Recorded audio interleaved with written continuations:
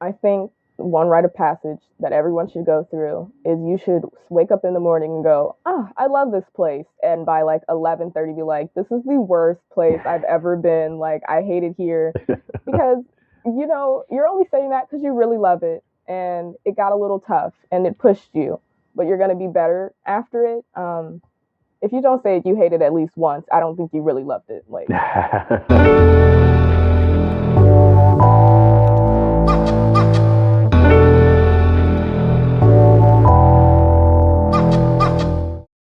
What's going on, everybody? Thanks for joining us for another episode of the Black Student Success Podcast, where we bring you insight and guidance from successful Black professionals.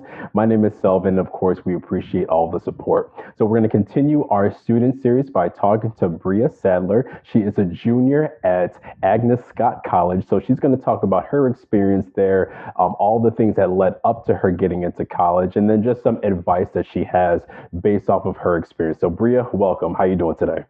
I'm doing great. Thank you. How are you? I'm doing well. Thank you for your time. So, we're going to start the show like we always do by giving you an opportunity to let the audience know a little bit more about you by answering who is Bria Sadler.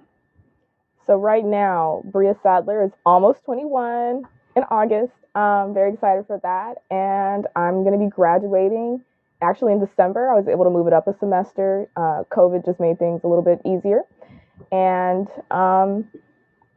yeah, I like Disney movies and to go to Disneyland, and we can't do that right now, but that's pretty much me. Yeah, Disney. You can't go wrong with Disney.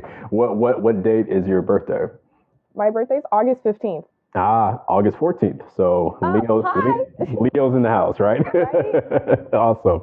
All right. So let's go all the way back to your childhood. What was that like? What was your family makeup, like as in terms of, who you interacted with as you were growing up, some of the influences that you had as you were growing up. Talk to us a little bit about that. Right. So I have a very, very large family, and we're kind of spread out across the southern states and throughout California. So growing up, I always had like a whole bunch of family support, and there was always someone in every field to tell you like, oh, come do this, come do that. And I lived with my mother and my grandparents.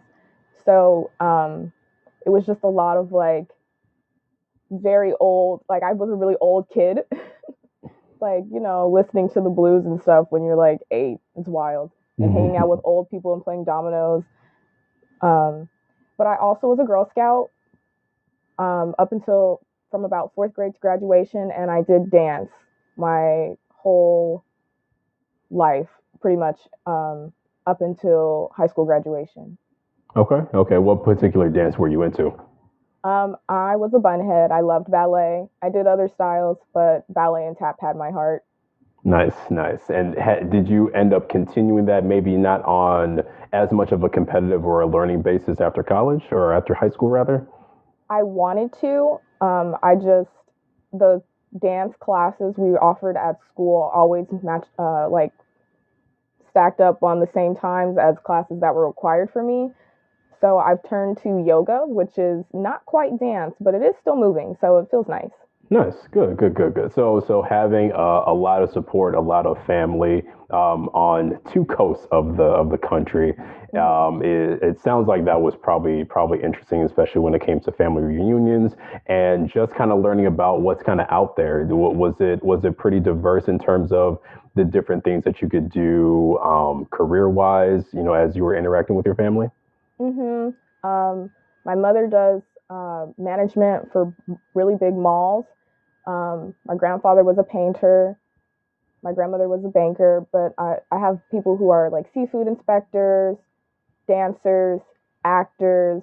I have a cousin on Broadway. Like the door was really wide open for me to see like what is really out there. Nice. So with all of those different influences, the family members that you talk to, you kind of seen them do different things. Where did that put you in terms of like what you chose for your major, and then how did you come to that decision? Right. So I'm a history major. I'm a big nerd.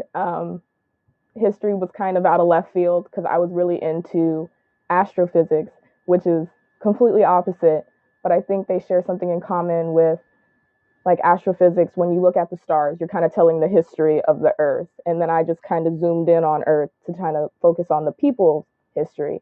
But I have an uncle who's a family historian. We have like a family matriarch, a family historian. And every family reunion, he brings up the papers. He was able to track our family back to Senegal. And I just thought that was so cool. And then I was like, took a history course, like a 100 level course, my first semester. And then I was like, okay, yeah, this is for me. Nice, nice. This is it, and you've continued that in terms of kind of exploring, what you can do with history. I know that you were looking to kind of figure out, outside of teaching, what other things that you could do with that major. Did you come up to anything that caught your attention? Right now, I just started volunteering with the Library of Congress, where I'm transcribing old letters. So I can't read cursive from 1800 yet, but I can read cursive from 1900s. So that's been interesting because I'm focusing on letters collected by the NAACP. So that's still some sort of like aspect of Black history. So it's fun to, well, to me, to read the letters and to see like, oh, what was going on? Who are they talking to? And then can I find a response letter? I just kind of like to unravel the yarn ball. Yeah. I'm sure it's fun, like really digging in and trying to find little pieces of history. You might even find some things that were unintended that then now spark your interest and cut your attention. Mm-hmm. Nice, nice. Okay, so now, are there any activities that you maybe, whether you intentionally did them or not, in high school to gear towards your history major, or are there things that you're doing now that are geared towards what you're studying? So actually, I didn't do anything major related, and I still don't really do anything major related outside of school. Um, I attempted to, and then I just felt like I was at school all the time because I was, I'm spending 4 years on my major. Maybe I should do something else outside of that, just because I want to be a more rounded person. But yeah, even in high school, I got really grades on my history exams, in history classes. I always thought it was interesting, but I didn't really do, anything other than that. Yeah, and it's a good point that you made that it felt like school, or it felt like you were kind of doing this for an extended period of time outside of your classes. So to break it up and find different things that maybe are related to a hobby. You mentioned that Mm-hmm. you're into yoga. So what other things that you find maybe not history related that you do now to make sure that you have that break and becoming more well rounded? It's funny that you ask because I actually have this little basket behind me. I like to make these. This is like all out of beads. They're like huge bracelet cuffs. My Uh huh. friend likes to go to raves, and so I make like these huge ones because this Oh is the ones wow. you wear at raves, and so that's what I like to do to make it not feel like school. It takes like forever.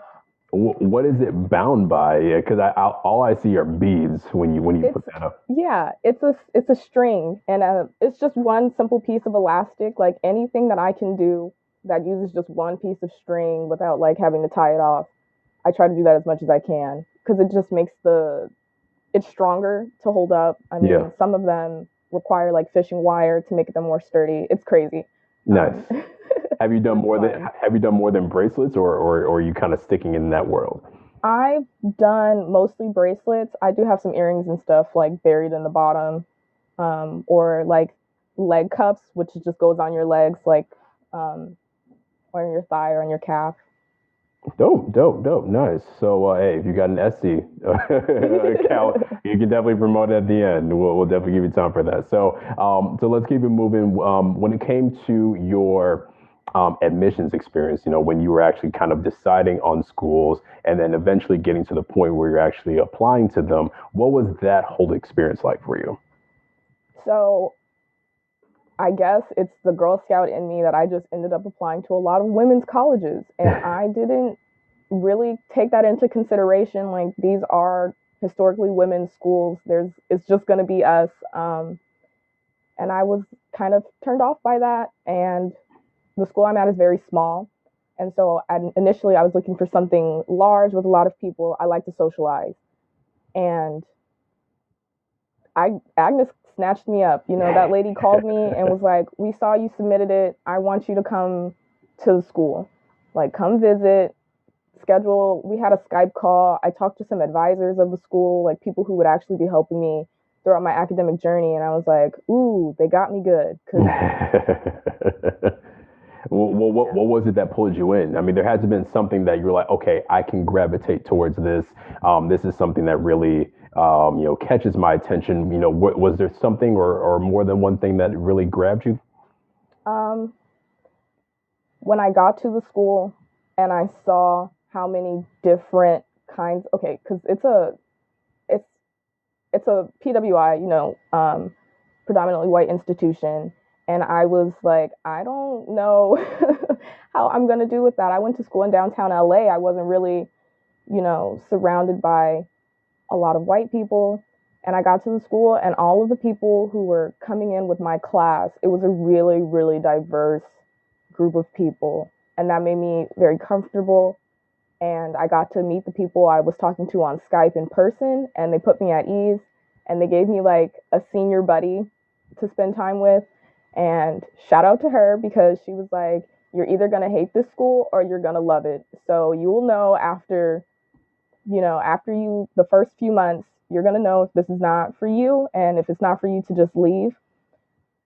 And she really meant that, because she actually left, went to a bigger school in California, hated it, and was like, I'd rather go back. Yeah. So she was like, don't take it for granted, because it's a really unique experience, and it is. Nice. Yeah, and I'm sure with the Girl Scouts environment that you were in, at the very least, that's maybe something that was a little bit more familiar as you kind of got onto campus and experienced it. And obviously, being a junior, you must have loved it as opposed to hated it. Yeah. Yeah. Good. I'm very thankful. Awesome. So now let's talk about that experience. What has that been like on the academic side as well as the social side? I know that you had a chance to actually be there before everything with the pandemic started happening. So you now have two sides of that coin, in terms of doing college remotely and then actually being on campus. But let's focus on what it's like actually being there. What has that been like academically and socially? So being on campus, there's a joke.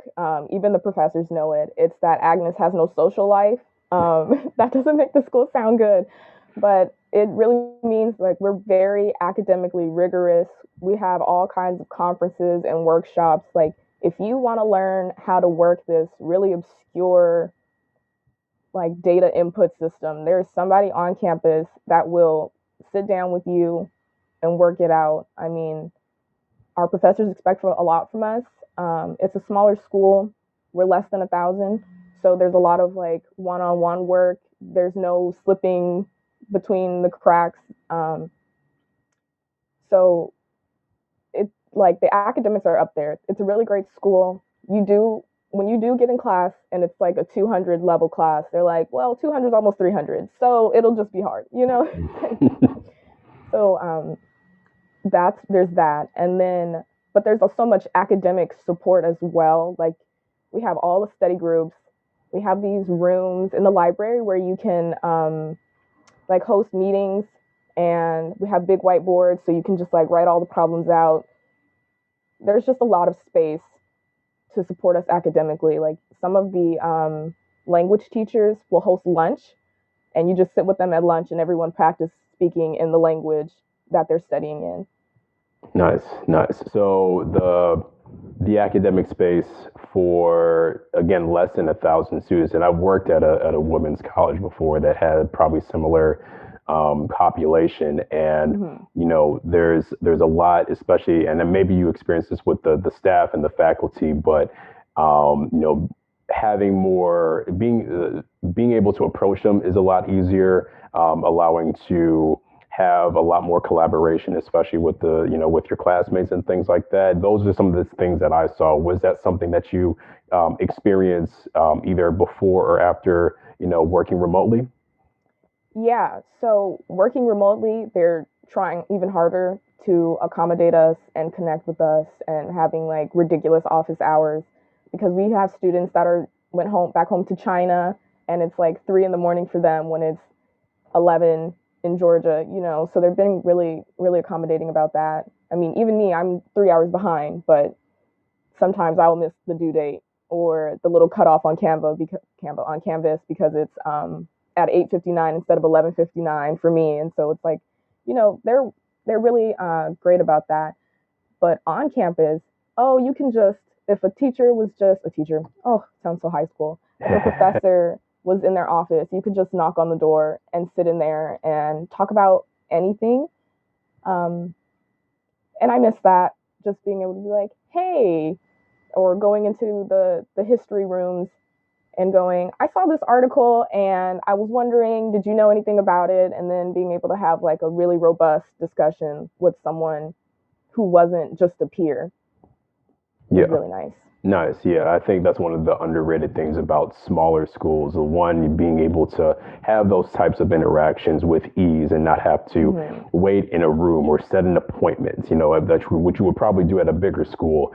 And having the opportunity to have more attention when it comes to things like that. I'm sure the student to teacher ratio is pretty low as well, which has its advantages, and you don't necessarily feel like a number. But at the end of the day, it's kind of what works for you. You might want the bigger school, you might want the smaller school, but to be able to speak to that experience is really good. So thank you for that. Now, what is it like being a Black student at Agnes Scott? I know that you mentioned the hesitation of attending a PWI, but there must have been something where you're able to still kind of get the support that maybe you're used to. So what's that experience like? So our staff is amazing, and I'm talking about the custodial team, the kitchen staff. I mean, like, anybody that works at Agnes, and because it's in, Georgia, there are a lot of Black women that work there, and they treat us like, grandbabies. Like, they treat all students amazing, but like for the Black students especially, they give us a little extra love, and they can tell when we're feeling like, I don't know about, certain things. But actually, there was Miss Mary, and she takes the cards at the dining hall, like, for the meal cards. And she, like, every day made it a point to say good morning to me, to ask me how I was doing, to tell me how, like, oh, how did you do your hair? And kind of from there, then I got more involved with the rest of the, like, student population. Like, this was before I knew any professors, but I had Miss Mary, and she was really sweet. She is really sweet. I miss her. And then there's also, on school, we actually have hoodies that one of our students made, and it says Black Agnes on it. And then on the back, it says, like, the littest ones on campus. The Black students, we ride hard for each other. The first day when I was, like, not the first day, but one of the first months, even though I was a freshman, the upperclassmen who were Black, they saw me and they were like, girl, come over here. Like, come over here. Come to Wakazi. Come to all of the Black events. Like, join programming board. Like, programming board is our, like, events board. And that's, like, our president Black, our vice president Black, all the chairs pretty much, except for a few people. Like, we had a lot of Black students in higher up positions, and they invited me into those spaces and made space for me. And that was amazing. And then I have professors who aren't Black, but when I express concern, they actually, like, really take that information in. They take a step back and go, let's address this. And we address it with the whole class. And then maybe a few weeks later, we'll see something in our school newspaper about, like, a larger session for all professors addressing whatever issue. Like, they really do listen to us. Our president even has office hours. We can just drop by her house because it's a small school. Her house is, like, on the campus. We could just drop by her house and be like, I didn't like that. And they'll listen to us. Change might happen slowly, but just knowing that someone is sitting there and they're forced to listen to me is really comforting. Yeah. And sometimes that's all it takes, knowing that you have somebody who is genuinely listening to you, and especially in that academic setting. It's got to be probably one of the greatest privileges to have, to be able to walk down the campus and knock on your president's door and say, "What's up?" So Yeah. yeah, I think that's pretty amazing. Especially the support, and then you detailing that it's coming from the students, the staff, and then the staff who aren't black, or the professors that aren't black. Knowing that you have that all around at a PWI, I think is probably an amazing thing, and I'm sure that's been amazing for you. Yeah, and can I just add a little bit about Agnes Scott's history? The school's like 130 something years old. I mean, historian here. I did have to research about my school, right? Yeah. Um, so our school is actually founded by a Confederate soldier who was a slave owner. So there is that, that history there that we're like as a college are really, really working hard to like fix that. I don't know if fix is the right word, but like we are the school is so great. Like they're constantly working, having seminars going, what can we do better? Because they don't ever want to go back to the way the school was founded. Like it's a great school and it was a great school for the people who could have, who could go there, but they do acknowledge like they have a racist past and that they do acknowledge it very often. Like this used to happen. We don't do that anymore. Like that's completely unacceptable. And it's not even like a sign of the times, as people try to like write certain things off like, oh, everyone did it. Like they're like, no, we were wrong for that. And that is, as a black student to hear someone say we're wrong for that, or we made sure the Confederate statues that used to be on campus are gone, or we support the removal of the Confederate statues, in downtown, like feels good. Yeah, you gotta love that level of accountability. Hmm. Yeah, absolutely. Okay, so now, what advice would you have for any high school student who is just pursuing college in general? Maybe even specify things that you found useful when you were looking for schools, maybe specifically looking for a women's college, or even kind of looking into the research. I think that's probably one of your biggest strengths, looking into the history of schools and finding something that really aligns with you as a person. So, what advice would you have for any high schoolers? My first advice is to look at schools outside of your city, outside of your state. Even if it's not like financially feasible, there are so many opportunities everywhere. So first I was just trapped in Southern California. I mean, like we have all the UCs, we all have all the Cal States, like why go anywhere else? And when I said, okay, well, I like Mount St. Mary's. Well, what's a school that's similar to Mount St. Mary's? It turned out to be Agnes Scott. So I just kind of looked at these two as like, okay, small women's liberal arts colleges, do a pros and cons list. But then there's also um, like scholarships. Like you have to go where people are going, where they want you there, and where they're going to pay you to come to the school and to support your journey. And because it's ridiculously expensive, and you don't have to spend that money. If someone down the street from you is going to support you and give you that money and the support you need, then go down the street. You don't have to go, all the way somewhere else and spend a lot of money to go to a place that you might not even like.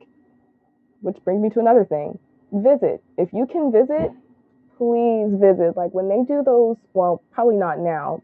I guess it'll be virtual tours. But when you get to junior year and they have that thing where it's like you can take a tour through, like a summer camp tour through all of these little school areas, that really helps. Even if you go down the street to your local college and see, like, what do they offer here? Is there a gym? Do I like to work out? Is that something that's important to me?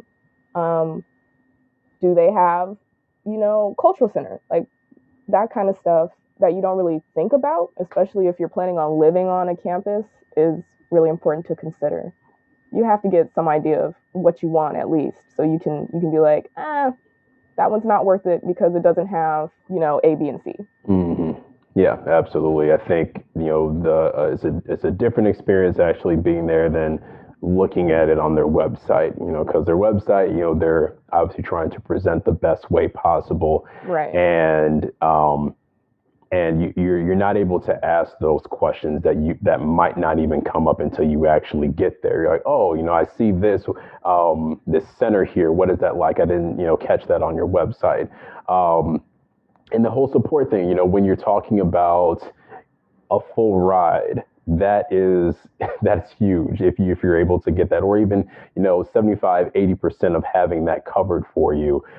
That's just showing you that they, like you said, they want you there. They want to support your journey. They want you to be a representative of their school. Like we always say, it's a two-way street. You have something to provide to them in the same way that you're kind of looking for them to provide to you. So definitely great points that you made there.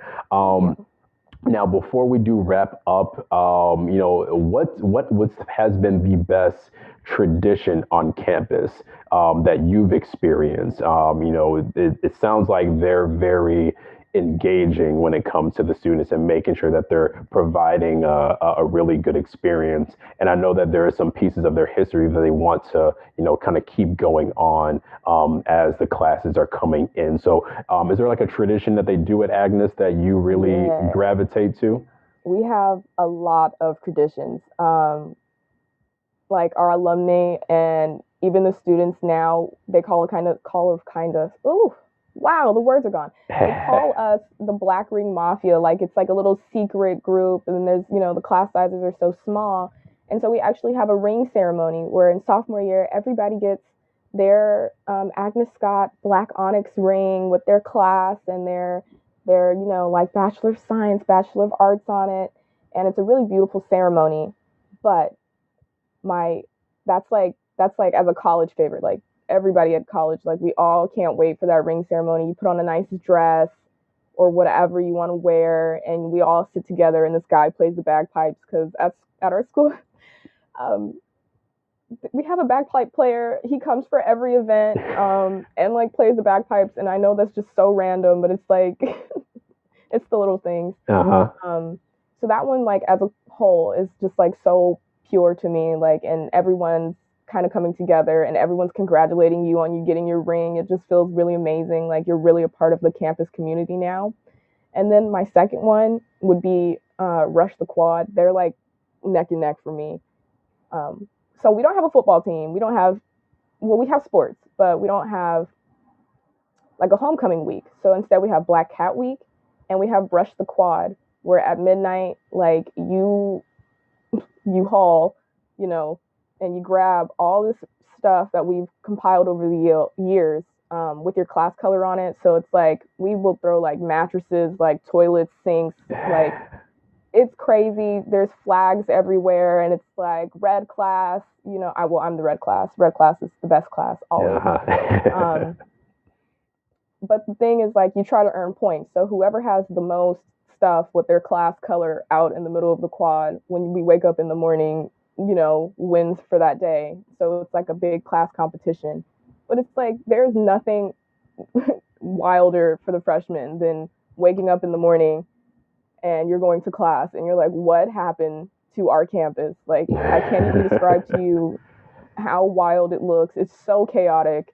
And everyone's just like, oh, this is normal. People are like, is that a mannequin? Like, just in the middle, it's like whatever you can get your hands on and spray paint it, red, because red is the best class, even though I have on green, but it's red. No, we won't tell anybody. Yeah. So that's my personal favorite. Nice. It sounds like a lot of fun, and for the administration to be able to allow that and kind of keep that going for the students, that sounds like a super fun experience. So thanks for sharing that. And then finally, with you being, in the thicket of your college experience, what do you think is one rite of passage that all college students should go through? I think one rite of passage that everyone should go through is you should wake up in the morning and go, I love this place. And by like 11:30 be like, this is the worst place I've ever been. Like, I hate it here. Because, you're only saying that because you really love it. And it got a little tough and it pushed you. but you're going to be better after it. If you don't say it, you hate it at least once, I don't think you really loved it. Like, you're like, what is going on in this school? Like, you have to feel that righteous anger. There you go. The true definition of a love-hate relationship. Yeah. There you go. There you go. Well, Bria, that's all I have for you. Thank you for sharing your experience. It's definitely been great, especially with the unique college that you're at. Is there anything else that you wanted to add? Any last words for our listeners?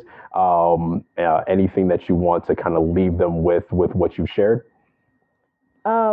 Wear your mask and get vaccinated if you can, so I can go back to campus before I graduate, please. Like, I miss my friends, and I just miss the whole experience. Not the humidity in Georgia, but I miss everything else. There you go. There you go. Yes, wear your mask, everybody. Wash your hands. Don't do anything crazy. We all want to kind of get back to where we need to go. So let's get Bria back to campus before December. So again, thank you. This has been great. We'll put all of your information in the description, anything that you want to share. Thanks to everybody who's been listening and watching. You please be sure to follow us on social media. We're on Facebook, Instagram, and Twitter. That's at InQuire Hire. And then we have InQuireHire.com. There's a lot of great information there. We definitely want you to check it out. So until next time, peace.